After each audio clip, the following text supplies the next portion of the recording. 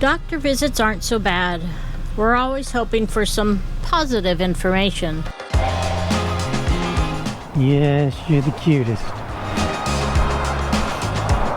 Pretty boy.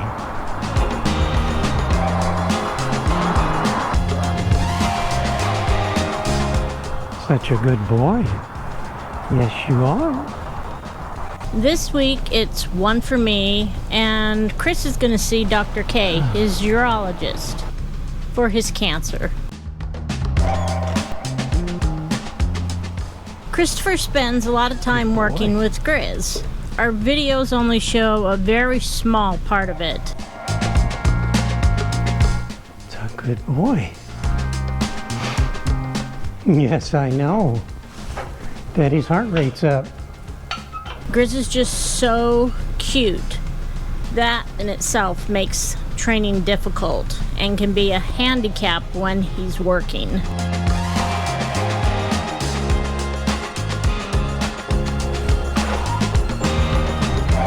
Are we done? We did good, big guy.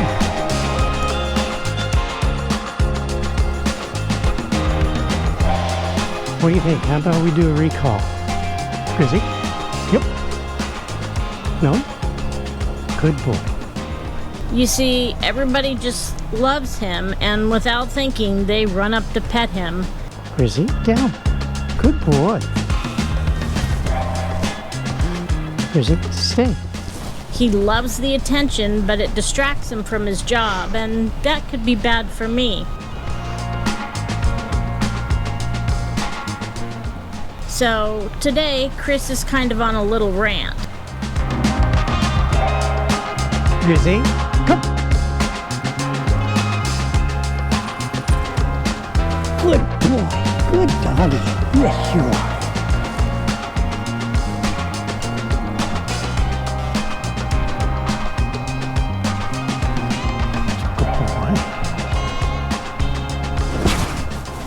Hope nobody takes it personally. He just wants folks to understand that Grizz is a working dog. He's my medical alert device, and I couldn't live without him.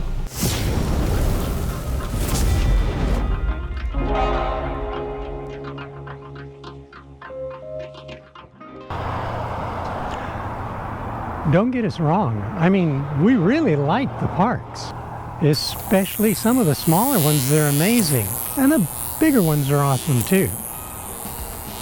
It's just what's happening to us right now as far as reservations. I don't know. Well, all settled and ready for some more doctor's visits. Tomorrow afternoon, we're going to take a drive into Phoenix for some more doctor's appointments for the both of us. Hoping for some good news. It's never easy, especially with a service dog, but he is an indispensable necessity and goes wherever we go. The sad thing is that most folks are well-intentioned but just don't know how to deal with a service dog team. They see a well-behaved, cute little animal and they just want to rush up to pet it. We understand, but they don't realize that by trying to be nice to the dog, they are actually distracting it from the life-saving duties that it has been trained and shaped to perform. Grizz's job and our necessity is that he concentrates on Shelley's needs to warn her of a possible life-threatening condition that she has. We don't mean to be mean, but when he's on duty, when he is with her, please never come up to Grizz in hopes that you can pet this cute little medical device. And please, no matter who his handler is, don't distract him.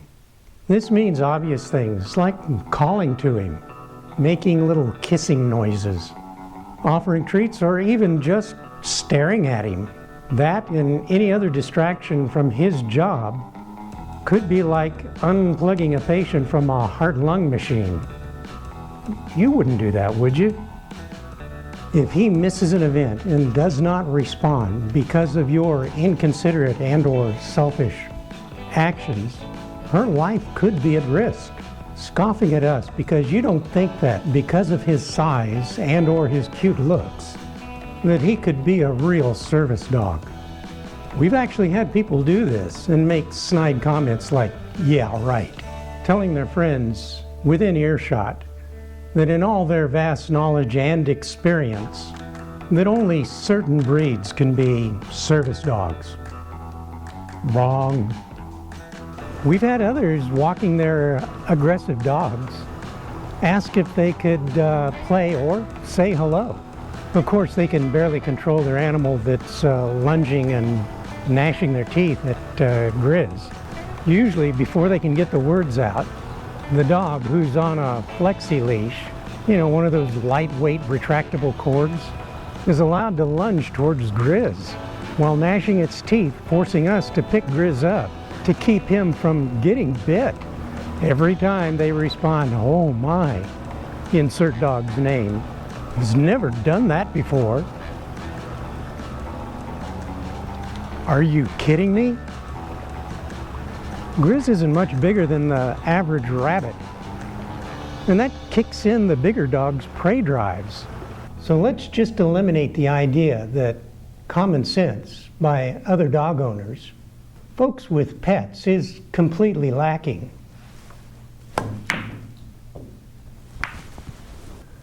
How do service dog handlers and trainers protect their massive investments in time and money in their special animals? It's not easy. We have to be hyper vigilant, always anticipating the worst case scenario and being grateful when it doesn't happen. Some uninformed and inconsiderate folks have said, "What's the problem? Just get another service dog." Really? Let's break down the cost just for Grizz. He has been training since he was 6 months old and will be in training for the rest of his life. The average trainer charges about $20 an hour, so that's $43,800 to date.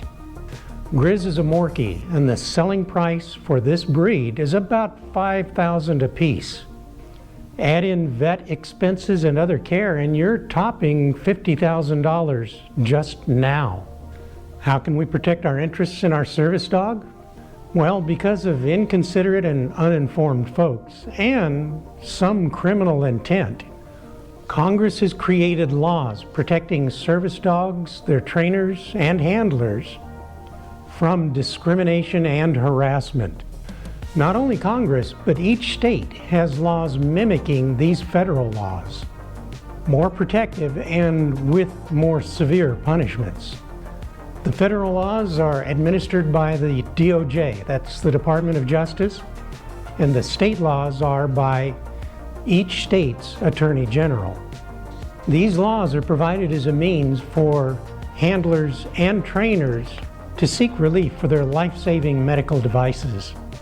So what do you do when you see a service dog team out and about? Well, it's easy. Don't stare at the dog. Don't distract the dog. Don't try to pet or offer treats or distract him in any way. And please, when you're near a team, be aware of where the wheels on your shopping cart are. They're allowed to go anywhere that you do. And don't let your children run up to and distract the service dog. Take a moment to tell your kids that this is a working dog and not merely there for emotional support, that they must respect and allow the animal to do its job.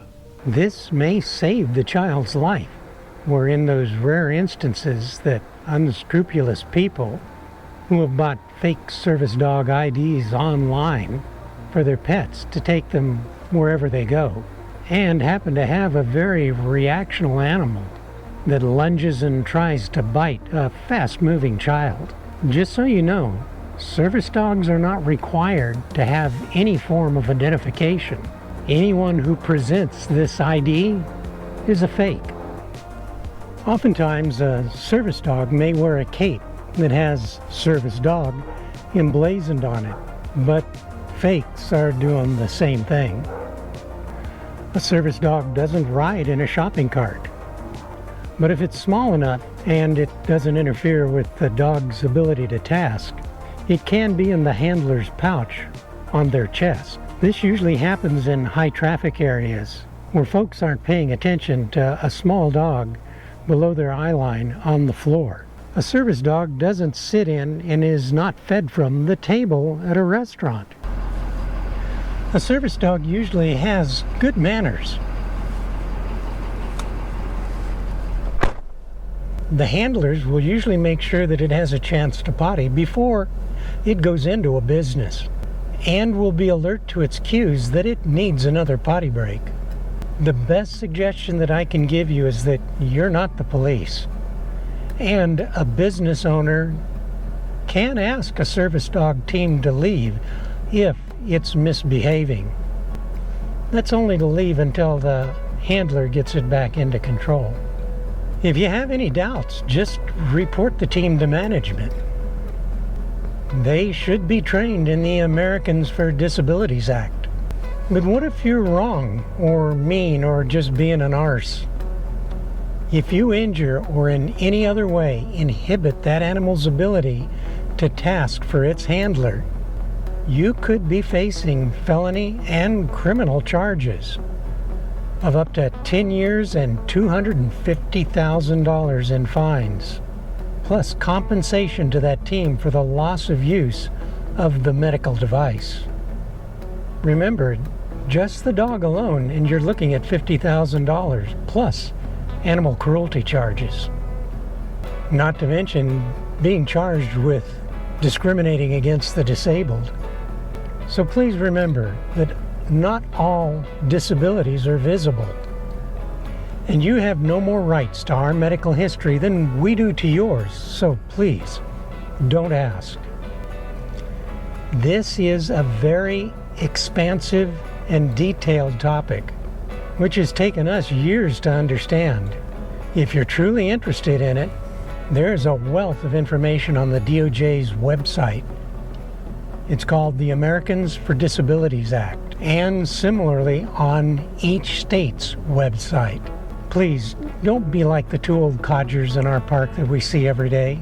There's one with an old pitty and one with a beagle, trying to bully and intimidate other people's dogs in the park by letting their animals sneak up on other people's pets and provoking a reaction from them, and then laughing and insinuating that it wasn't their fault. Please, just be a responsible pet owner. As for us, thank you all for being the good and wonderful people that we know and love. And thanks for putting up with my rant. We do so enjoy seeing you every Sunday right here at 5 p.m. on OLT.